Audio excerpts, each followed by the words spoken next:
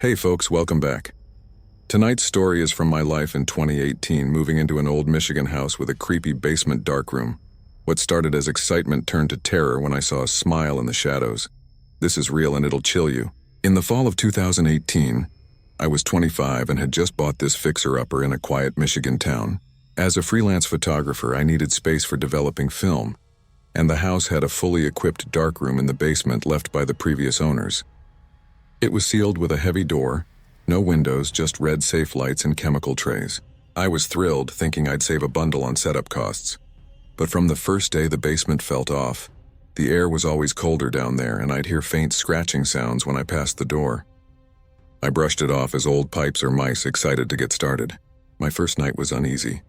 I set up my bed upstairs, but around midnight a low hum came from below, like an old bulb flickering on.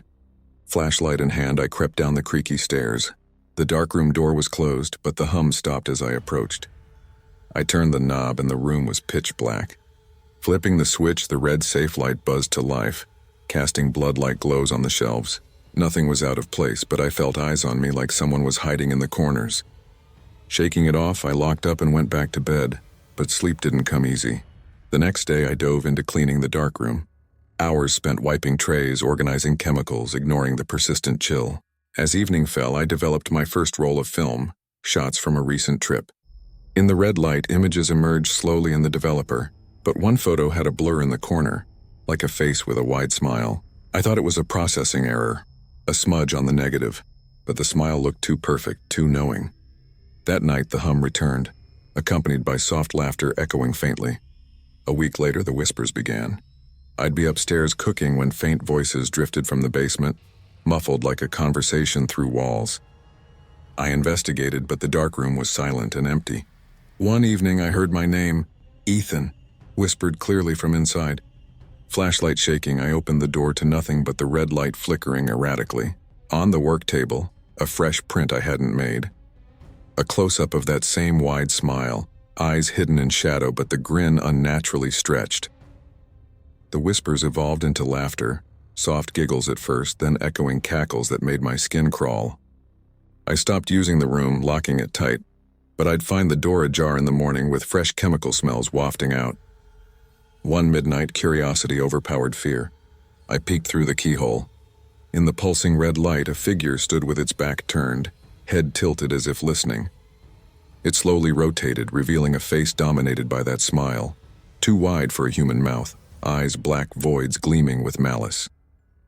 I barricaded the basement stairs that night, heart pounding. Researching the house online, I discovered the previous owner was a photographer who vanished mysteriously. His darkroom sealed since. Neighbors whispered of the smiling man, a spirit or entity trapped in the room feeding on fear. Laughter seeped through the floorboards, pacing outside my bedroom. I felt it waiting, that smile lurking just beyond sight. I couldn't take it anymore. Armed with a flashlight and a cross from my nightstand, I stormed the basement. The room was freezing, the red light pulsing like a heartbeat.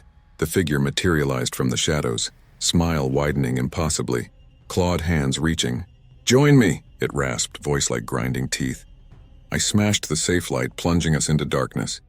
It screamed, a piercing wail as I fumbled for the door, its breath hot on my neck, claws grazing my shirt.